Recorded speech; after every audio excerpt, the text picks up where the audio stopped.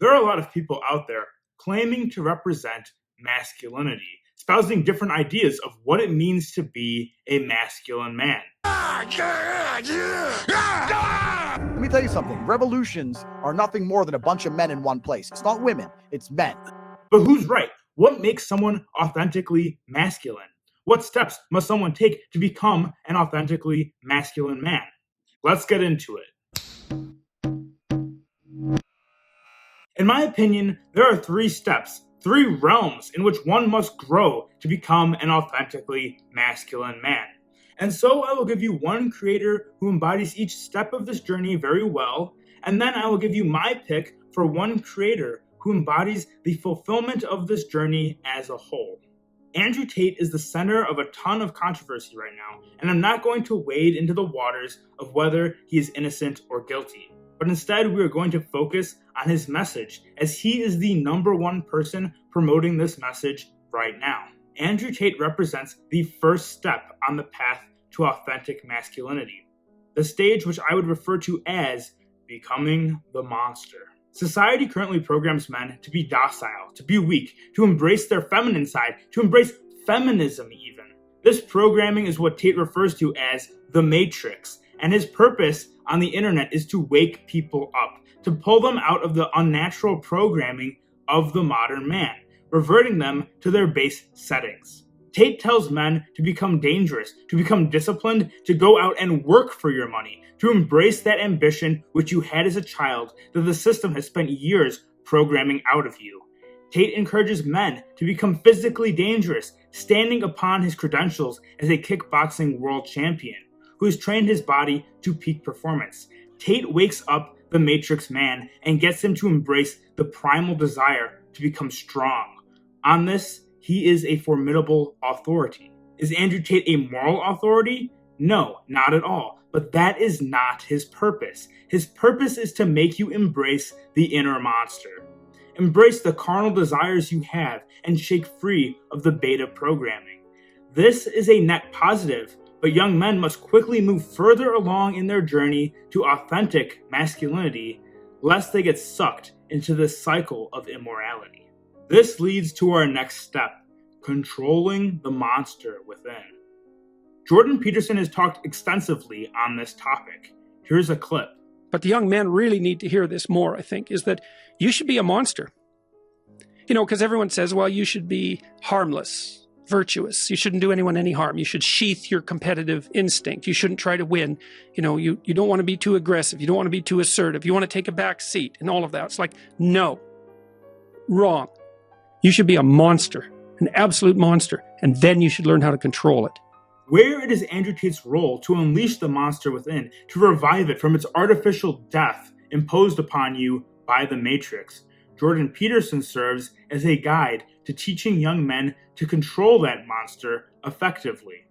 It is not masculine to be weak like the beta male, but it is also not masculine to put on this tough guy, alpha male persona all the time. Bullying people around and yelling in their faces for no good reason is not masculine. It is the third option, to have the capacity for danger, the capacity to act, but the discipline not to, that embodies the spirit of authentic masculinity. Discipline is at the core of masculinity, to have control over your emotions, to use reason when you act, and to act decisively. Jordan Peterson presents great ideas on how to think, how to take responsibility for yourself, and how to better yourself without presenting the degeneracy that earlier Tate openly embraced. He also presents himself with the air of stoicism, not quick to react at blatant insults, staying cool under high pressure, but at the same time unafraid to speak with passion when the moment calls for it. While Peterson completes the secular transformation from Matrix puppet to over-aggressive alpha male to cool and collected competent man. This is not the end of the journey for the authentically masculine man. The third and final step on this journey is to embrace your higher calling. To represent this endeavor, I have picked Dr. Taylor Marshall. Marshall finds himself in a unique position. He appeals to men already bettering themselves and on the journey of deepening their faith. He encourages both men and women to embrace tradition and especially to embrace the rich traditions of the Catholic Church. He is a husband, a father of 8, a Texan, and a traditional Catholic man. When I say he charges men with a mission, I mean it, though the mission may not be specifically his. Pray the rosary every day is how he ends all of his videos. Go out and be the salt of the earth. Discern your mission, whether it be in the pulpit or as a parent. Dedicate your life to God. He did not write this message. He is just the messenger, a dad with a webcam. But the way he reaches and impacts his audience is why he is on this list. Andrew Tate breaks you out of the matrix to take control of your life, while Dr. Jordan Peterson teaches you to control your emotions and embrace logic and reason over carnal desires, while Dr. Taylor Marshall pushes men to embrace Christian morality, Christian tradition, Christian masculinity, and a sense of purpose and mission that is deeply missing in this generation of men. I am aware some of you may not like this pick because it hinges on Catholicism. Too bad, but the point remains: to become authentically masculine, you must become capable, in control, and called to serve God with your mission. Not everyone follows these steps in order, though this seems to be the most common progression. Everyone must achieve all three to embrace their authentic masculinity. Now, looking at all the men creating content to inspire the next generation of men, who truly balances all three of these stages? In my opinion, the obvious answer is Elliot Hulse. He started out as a strength coach, encouraging men to become strong. He spoke bluntly about women and how to better attract them, and how not to idolize them. He then moved to making more thought-provoking content, discussing discipline, humility, and stoicism, and a rejection of carnal desire. And now he has more actively entered the religious realm of content, starting a whole separate channel even, specifically dedicated to discussing Catholicism, while his main content has been heavily influenced by this perspective.